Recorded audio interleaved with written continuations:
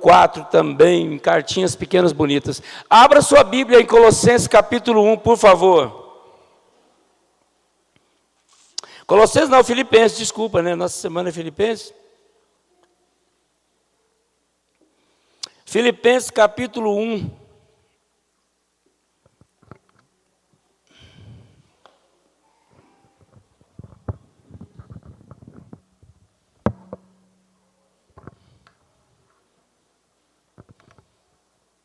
Versos número 12.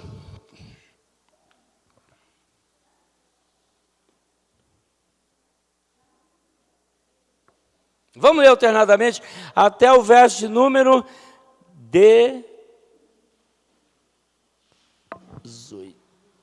Até o verso 26. 1, 12, 26. Quero ainda, irmãos, cientificar-vos de que as coisas que me acontecem têm antes contribuído para o progresso do Evangelho.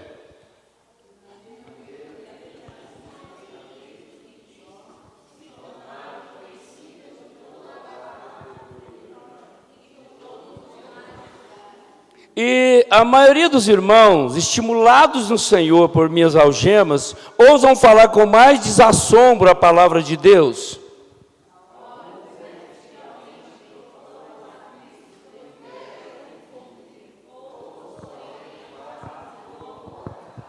Estes, por amor, sabendo que estou incumbido da defesa do Evangelho.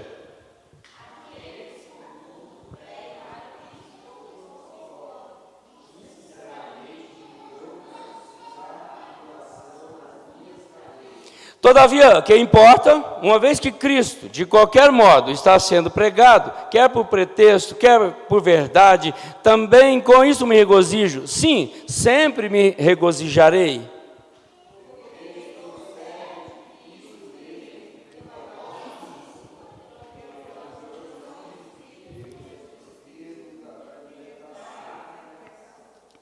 Segundo a minha ardente expectativa e esperança de que em nada serei envergonhado. Antes, com toda a ousadia, como sempre, também agora, será Cristo engrandecido no meu corpo, quer pela vida, quer pela morte.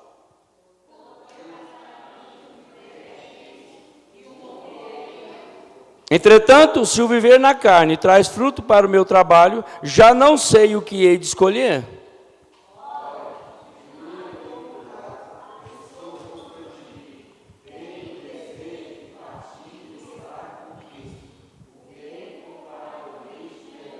Mas, por vossa causa, é mais necessário permanecer na carne.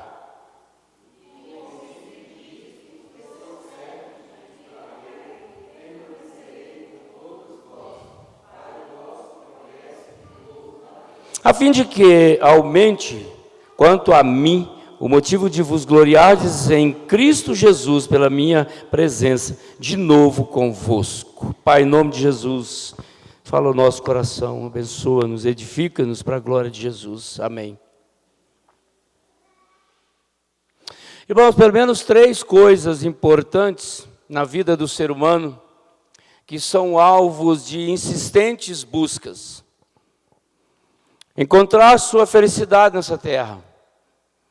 É inevitável que todos nós não tenhamos esse desejo. Sermos felizes. Segundo, manter um autocontrole das nossas emoções.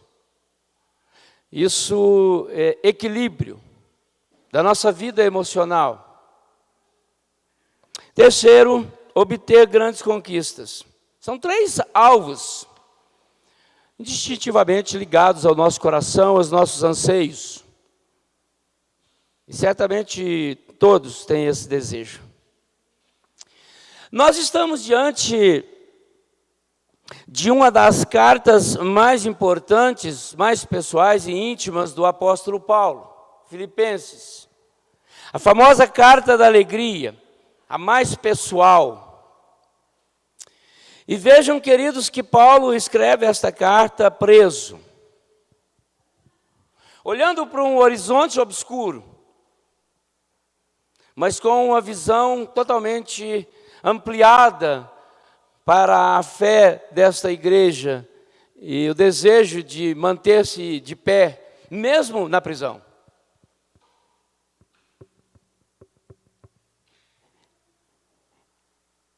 Quem escreve, então, é nada menos do que um preso injustamente.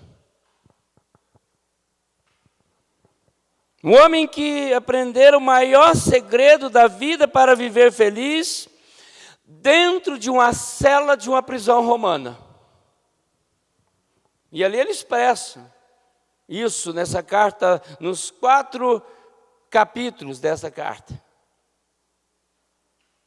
Talvez olhando na frente a sua possível execução, muito próxima de ti. Como nós vamos ver lá em 2 Timóteo, quando ele encerra essa carta, ele está dizendo que, olha, eu estou pronto.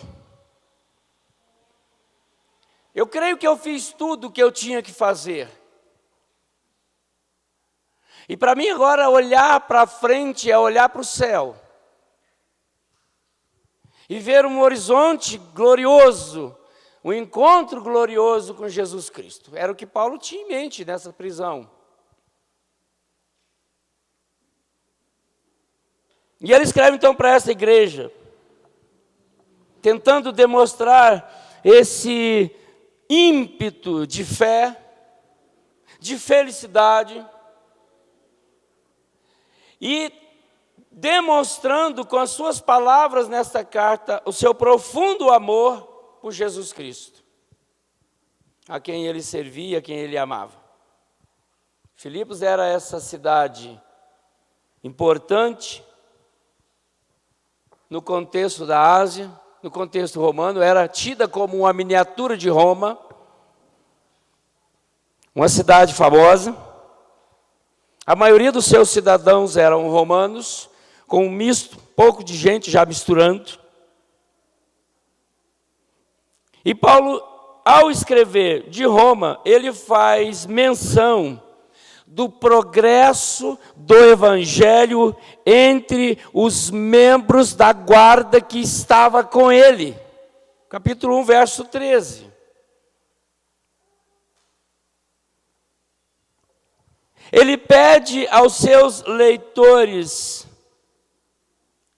que vivam de modo digno do evangelho, capítulo 1, verso número 27. Isso é incentivo. Isso é mandando impulso para a vida cristã, para a igreja. Ele fala também dos dolorosos sofrimentos que os leitores têm que enfrentar nesta vida, 27 ao 30, no capítulo 1. Nós não estamos blindados. Tanto é que ele escreve preso, injustamente, por amor a Cristo. Paulo diz que esta carta é para a glória de Cristo e não para bajular Nero. As suas palavras é para engrandecer o nome de Jesus. E ele faz questão de dizer que na casa de César já tem crentes. No final do capítulo 4, saudando os irmãos da igreja, ele diz: eu estou tão feliz que nas minhas algemas, na minha prisão, nas minhas tristezas emocionais, eu prego o evangelho, e tem gente do meu lado na guarda pretoriana que são crentes. E ele diz, então, saúdam também os da casa de César, os soldados, e certamente serviçais. Certamente no palácio, na casa de César, tem mais gente que ouviu, que viu o testemunho de Paulo, que entendeu a mensagem, que foram tocados pelo Espírito e se tornam igreja.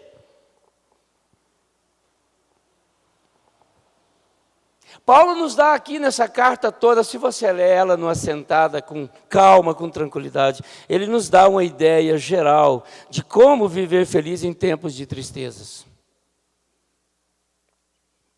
E aí ele vai esboçar isso, ele vai sintetizar isso nesses 4 capítulos, provando para a igreja que ele, como pastor, como apóstolo, discípulo de Jesus, seguidor de Jesus e amante de Jesus, ele está preso, mas ele está feliz. Talvez ele já estivesse ali velhinho, com as suas debilidades de saúde, né?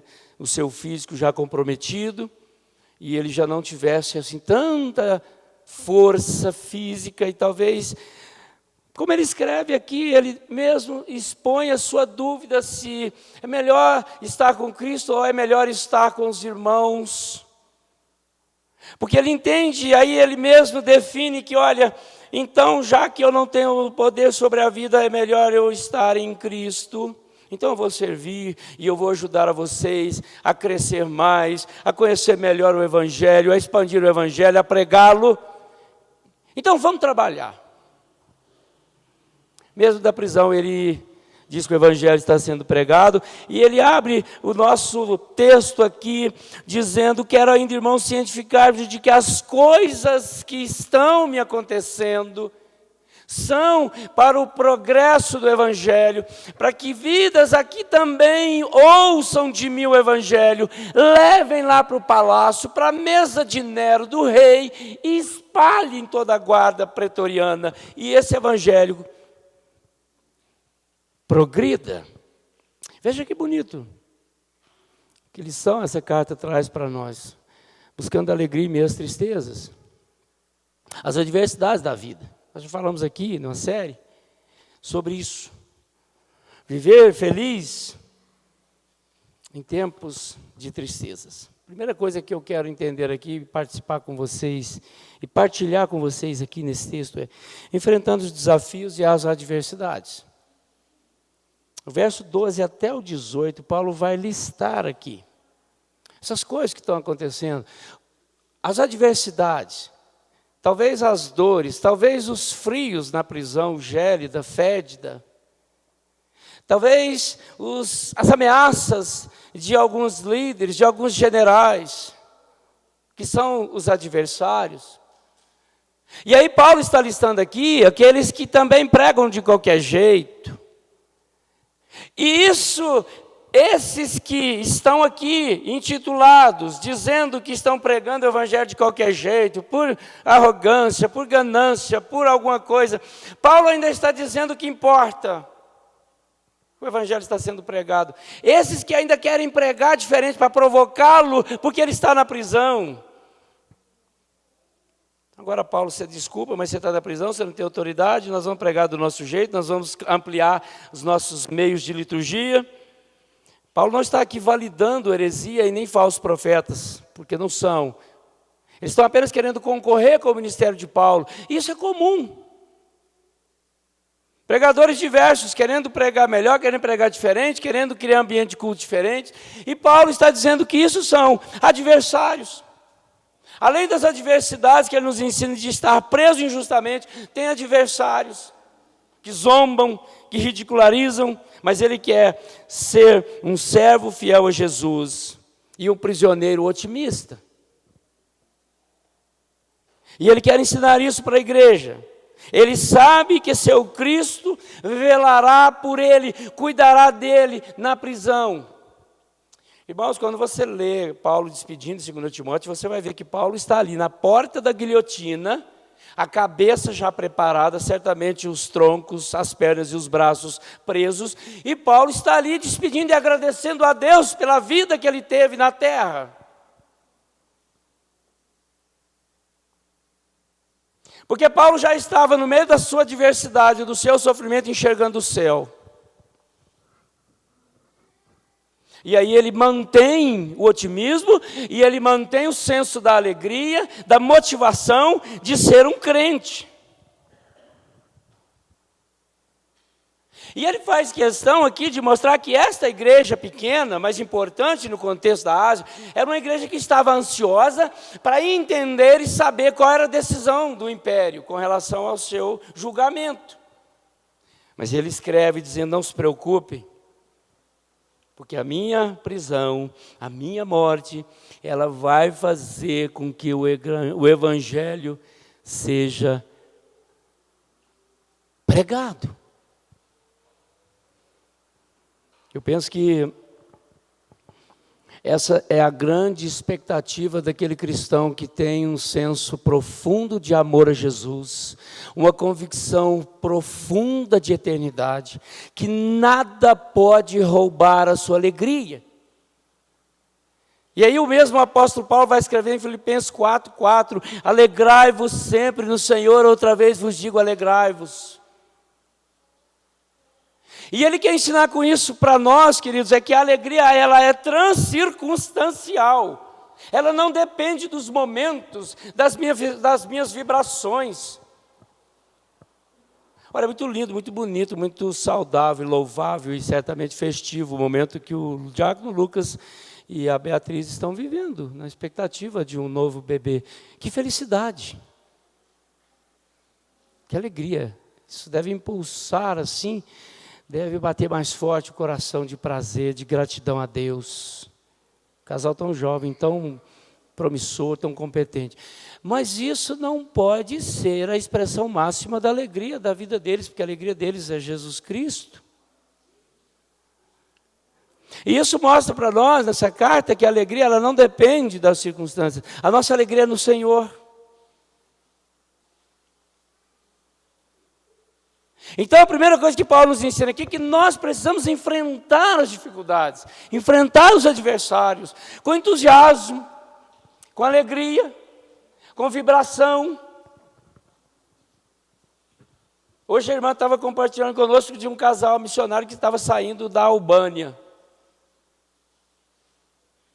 Um filho pequeno e um casal. E eles conseguiram arrumar o dinheiro, pagar, comprar todas as passagens. Mas eles não tinham um centavo no bolso para lanche de uma viagem longa de mais de 12, 14 horas de viagem. E a irmã orou e mandou uma mensagem aí nos grupos, pedindo esse tipo de ajuda, e chegou a ajuda para eles lanchar, almoçar e jantar em 4 refeições. E a irmã compartilhando isso com muita alegria, com prazer de ser um servo, um instrumento de Deus na obra missionária, que serve outros irmãos lá longe. Que alegria, irmãos, a gente saber que nós somos de Cristo, e podemos viver mesmo diante das dificuldades da vida, as tristezas da vida, viver feliz.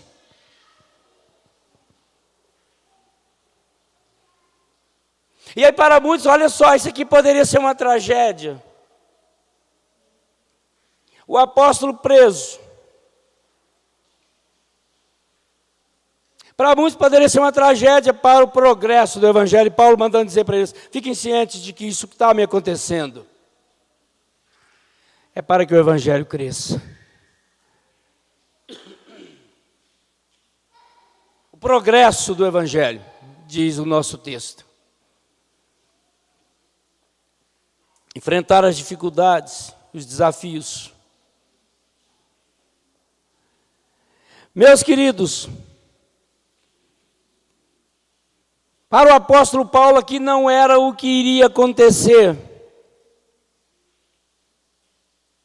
Mas até que ponto a causa do Evangelho deveria ser afetada com a sua prisão? E ali ele trabalhava de dentro da prisão.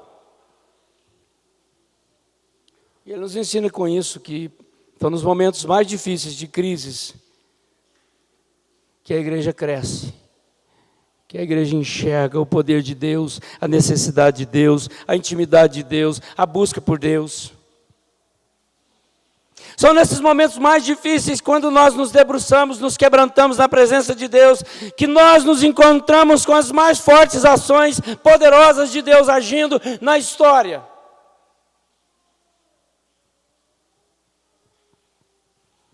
Se você tiver curiosidade, leia biografias de missionário.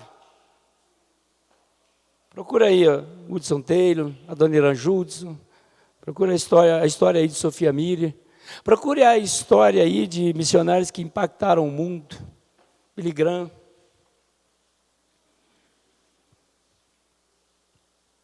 George Whitefield. George Miller. Procure ler esses homens para vocês verem o que Deus fez quando eles estavam nos momentos mais difíceis das suas vidas. George Miller conta no seu diário, na sua biografia. George Miller foi aquele que cuidou de um orfanato e diz a história que no seu período de cuidado com o orfanato ele conseguiu cuidar de mais de 10 mil crianças. E no seu relato ele escreve dizendo que em uma noite ele estava com mais de 100 crianças no orfanato e não tinha 1 litro de leite nem um pão para o café da manhã. É lindo isso. E aí ele reuniu aqueles meninos todos, depois do jantar, e orou e disse para Deus, Deus, O Senhor sabe o que nós estamos passando. Nós vamos dormir em paz e nós cremos que o Senhor vai trazer as providências necessárias. E Ele não disse nada mais que isso. Jorge Miller acorda de madrugada. Um barulho de um caminhão enguiçado ali. Enguiçado é ótimo. Um caminhão estragado ali na porta do orfanato. E Jorge Miller então levanta e vai ver o que é aquilo. E tinha um motorista lá tentando consertar o caminhão e nada. E aquele motorista viu que ali era um orfanato e falou: esse caminhão está cheio de leite, vai perder tudo, eu posso deixar aí? E a história diz que ele começou a glorificar a Deus e aquele leite começou a descer para dentro do orfanato. Mal o dia clareou, estava chegando ali naquele orfanato um homem, um empresário, dono de uma padaria com muitos pães, porque Deus tocou o coração dele na madrugada que ele precisava levar pão lá naquele orfanato, e aqueles meninos alimentaram-se muito bem naquele dia. A alegria daquele homem de ser um servo de Deus, de poder estar cuidando daquele orfanato, daquelas crianças, superou todos os limites das suas emoções. Alegria no meio das dificuldades. Como é que aquele homem poderia dormir sabendo que tinha mais de 100 crianças para ser alimentadas no outro dia e não tinha nada para alimentar aquelas crianças? E Deus providenciou. E aquele homem regozijou-se na presença do Senhor. Irmãos, enfrente as suas dificuldades. Enfrente os seus desafios com alegria. Você é um cristão, você é chamado para servir a Deus, você é escolhido, adotado como filho de Deus, pertence à família de Deus, ame a Deus, confie em Deus, Deus vai te dar saídas. Não perca a alegria. Não perca a alegria de viver. Esse é o primeiro ponto que eu entendo aqui. E Paulo nos ensinando, nesses primeiros versículos, que aqui tem muita coisa concorrendo contra ele. E o tom dele continua o mesmo. E ele diz para a igreja de Filipos: irmãos, eu quero que saibam. Eu quero que vocês entendam que a minha alegria, meu otimismo prevalece, porque o Evangelho continua progredindo, com as minhas cadeias, com a minha prisão. E Paulo faz questão de dizer isso para a igreja. Enfrente as dificuldades. Busque a sua alegria em meio às tristezas, enfrentando de peito aberto, de mãos erguidas para o céu e clamando: Pai, eu preciso de Ti. A segunda coisa que nós percebemos nesse texto, queridos, para renovar as nossas alegrias, viver feliz nesses tempos de tristezas, é renovar a esperança em dias melhores. Paulo está dizendo aqui no verso 19 e no verso de número 20: porque eu estou certo de que isso mesmo, pela vossa súplica e pela provisão do Espírito de Jesus Cristo, me redundará em libertação, segundo a minha ardente expectativa e esperança de que em nada serei envergonhado, antes com toda a ousadia, como sempre, também agora, será Cristo engrandecido no meu corpo, quer pela vida, quer pela morte. Paulo é esse prisioneiro otimista, pois sabe que seu trabalho em Cristo está sendo feito, o nome de Cristo está sendo engrandecido, amanhã pode ser diferente. O sol pode raiar mais forte, a luz pode brilhar na escuridão. Nós somos chamados a manter viva a nossa esperança. O choro pode durar uma noite, mas a alegria vem pela manhã. Deito e pego no sono, porque só Tu, Senhor, me fazes repousar seguro. O convite é para você viver esse tempo difícil, esperando que amanhã pode ser diferente. Amanhã Deus vai agir de forma diferente. Amanhã Deus vai enviar aquilo que você precisa. Mantenha alegria.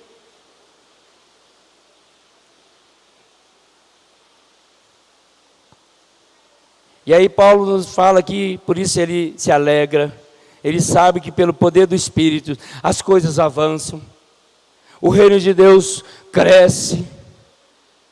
se estabelece, o Evangelho é pregado. E aí eu creio, queridos, eu penso e quero passar isso para nós, que nós só avançamos, nós só superamos os limites das nossas emoções, das nossas fragilidades, pelo poder do Espírito Santo de Deus, que nos impulsiona, que nos ajuda, que nos aquece. E nos faz lembrar que amanhã pode ser melhor. Nós estamos vivenciando dias difíceis.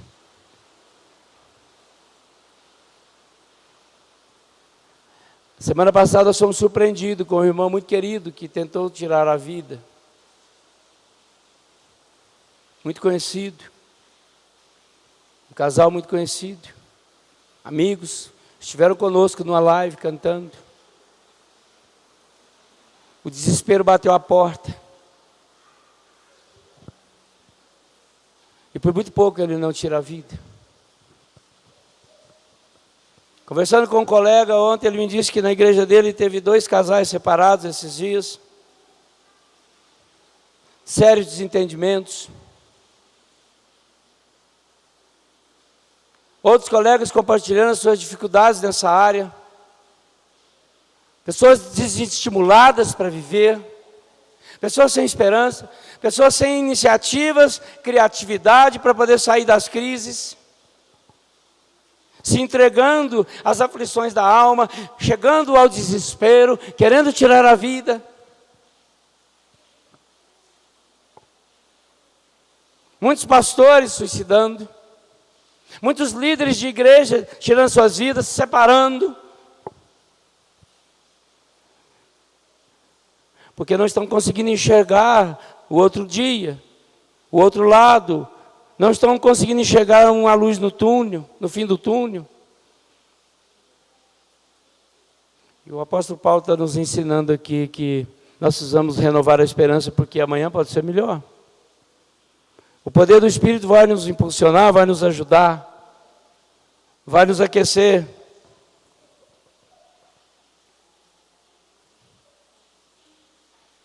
Muita ansiedade tomando conta dos corações, esse desânimo. Desesperança e falta de otimismo. Nós precisamos renovar a esperança em Cristo, queridos.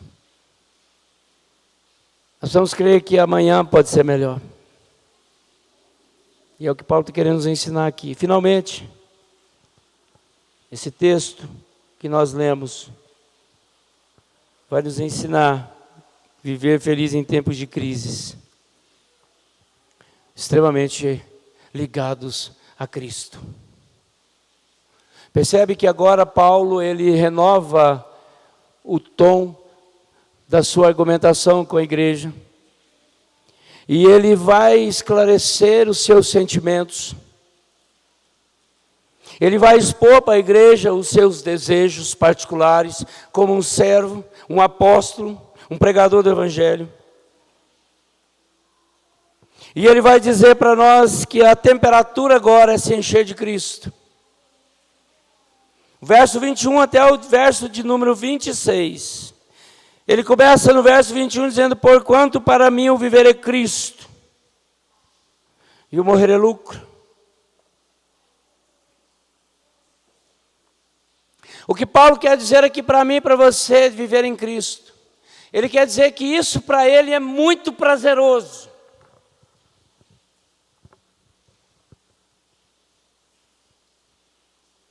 E isso para ele e para mim deve significar ter a sua força emanada em Cristo. E ele vai dizer isso no capítulo 4, no verso de número 13. Ter a humildade e a disposição de Cristo, Filipenses 2, 5 a 11. Aquele texto que diz que Cristo se submeteu à mais profunda humilhação.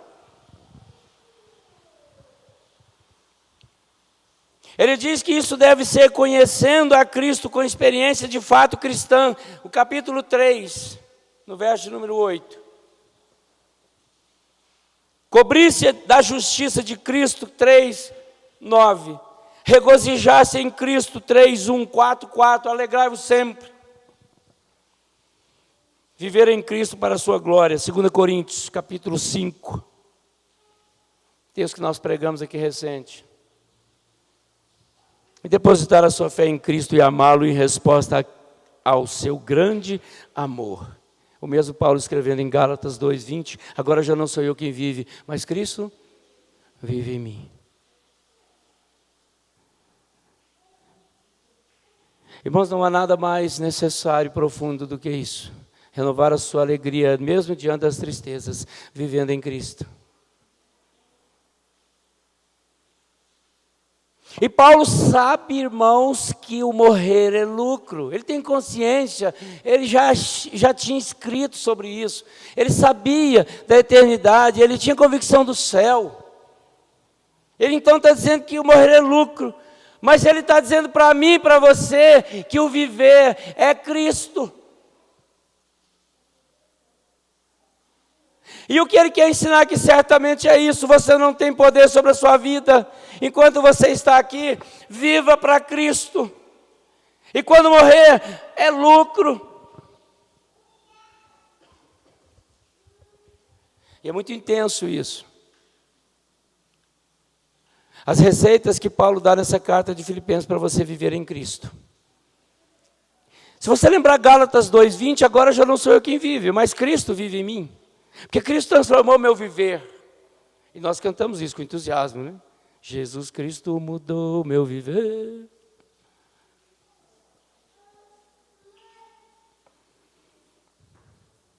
Que Paulo está dizendo aqui que eu morrer para ele, ele sabe, disse que é passar isso para a igreja, ele está realmente com Cristo, se ele morrer. E isso traz alegria para ele, porque certamente ele já tinha sentença determinada.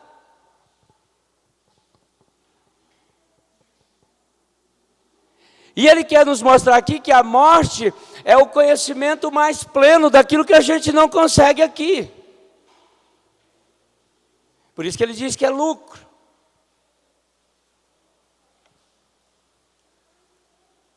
Ele quer dizer para nós que ali na glória é um serviço mais dedicado, louvor e adoração eterna.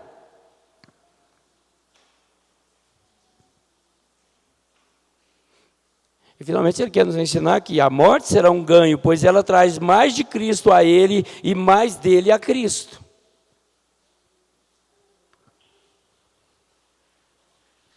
Ele lança uma certa dúvida, mas ele não deixa de ter respostas. Paulo sabe que seu trabalho com a igreja de Filipos não é em vão.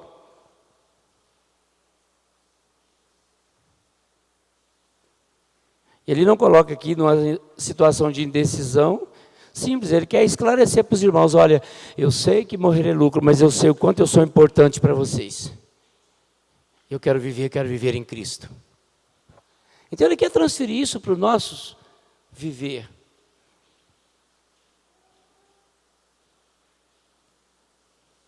Ele quer estimular o meu e o seu coração a dedicação total a Cristo.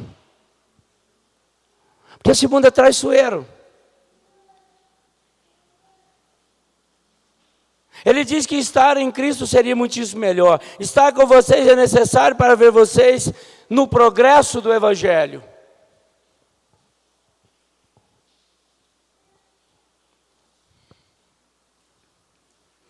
Irmãos, Paulo tem aqui esse desejo intenso, esse anelo. Essa palavra aqui é forte.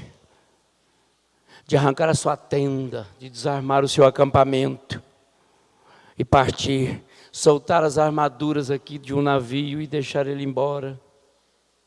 É isso que significa aqui o que ele quer dizer. E o meu anseio, é o anelo partir. Paulo sabe que isso acontecendo, a sua alma estará imediatamente com Jesus, desfrutando da comunhão com Ele. Do outro lado, ele tem consciência da carência da igreja dos Filipos. E ele quer viver. Mas aí ele diz que esse viver é Cristo.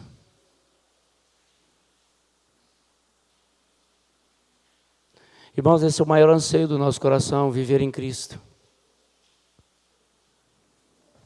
Servir a Cristo, amar a Cristo, testemunhar de Cristo, pregar a Cristo. Isso tira da nossa mente qualquer sentimento contrário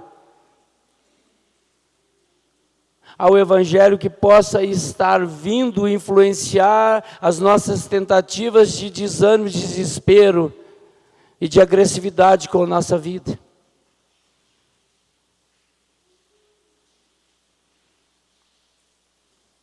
E é muito intenso, é muito forte para a gente ver o que nós vimos.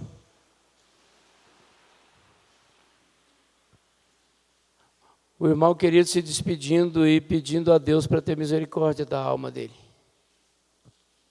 na sua tentativa de suicídio. Aprove a Deus poupar a vida e ele está bem restaurado e buscando a renovação espiritual. E que seja em Cristo. Que seja em Cristo. Como está o seu viver? Como anda a sua motivação nessa vida? Quais são as dificuldades? Quais são os adversários? O que te desanima? Como filho de Deus. O conselho de Paulo: se alegre em Cristo, busque, viva e anseie por Cristo. Ele vai encher o seu coração de prazer na vida. A vida é muito boa. A vida tem muito prazer, tem muita coisa boa. Deus pode te usar de forma diferente. Deus pode te alimentar todos os dias pela palavra. Deus pode te trazer alegria no seu diálogo com Ele, na oração. Viva em Cristo. É isso que Paulo quer nos mostrar em toda essa carta. Uma carta extremamente cristocêntrica. Para nos lembrar a quem nós servimos, a quem nós amamos e por que nós estamos aqui servindo a Cristo. Viva em Cristo. Quero convidar o Marcos para a gente cantar de novo aquela música que nós cantamos no final. Você ore e agradeça a Deus pela sua vida em Cristo. Leia Filipenses, a carta da alegria. Mesmo nas dificuldades, a carta da prisão. É uma das cartas da prisão. Filipenses, Colossenses, Filemão. Paulo escrevendo preso e mostrando para os seus leitores, as igrejas a quem ele escreve, como viver em Cristo, mesmo preso, mesmo diante das dificuldades. Cante essa música em espírito de oração e depois nós vamos orar e ir embora.